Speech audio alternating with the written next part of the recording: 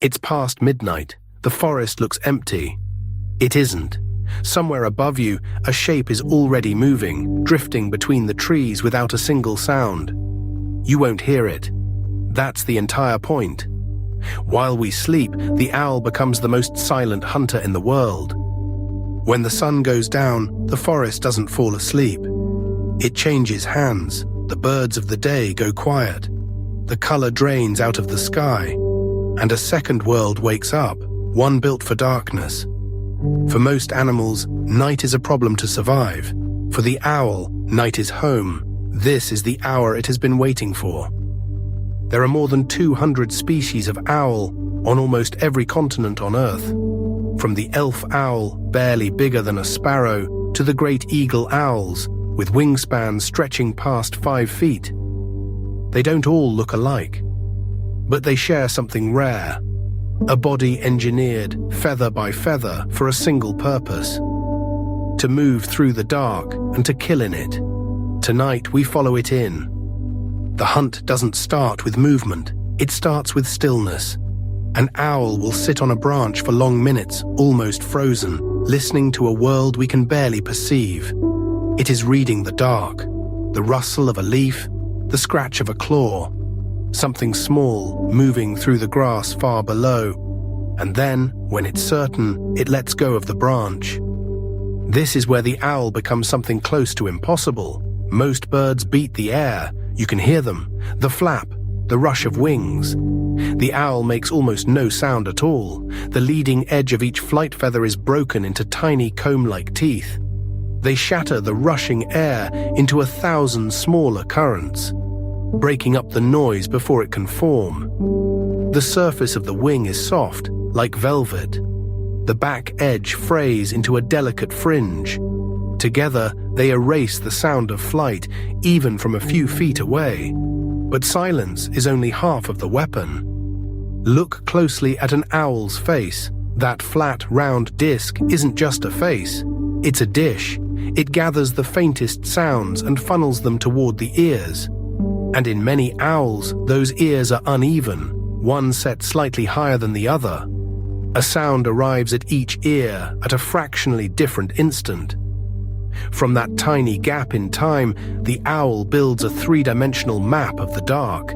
It can find a mouse it has never seen, in complete blackness, by sound alone. Its eyes finish the picture. Enormous, facing forward, packed with cells tuned to catch the smallest trace of light. They're so large they can't move in their sockets. So the owl turns its whole head instead, as far as 270 degrees, sweeping the night like a slow, silent turret. Silent wings, hearing like radar, eyes built for almost no light. By the time its prey senses that something is wrong, it is already too late. The drop is fast, and it is final. At the last instant, the owl throws its talons forward and its head back. 8 curved claws close in a grip strong enough to crush small bone. There is no struggle in the grass. There is barely a sound. Smaller prey is swallowed whole in the dark. Later, the parts it cannot digest, the bone, the fur, will be pressed into a small pellet and quietly coughed back up. Often that pellet is the only proof the owl was ever there. And not every owl hunts the same night. The owl is not one animal, but a whole family of night specialists, each shaped by its own corner of the dark. On the frozen tundra, the snowy owl hunts in the open, white against white. In the wetlands, a fishing owl waits above black water, then drops to take a fish from the surface with bare, scaleless feet. And out on the open plains, the burrowing owl breaks every rule. It lives underground, in tunnels left by other animals, standing guard at its doorway as the stars come out. Different worlds, the same patient darkness. And the night is not silent, not entirely. Listen long enough and you'll hear them speaking.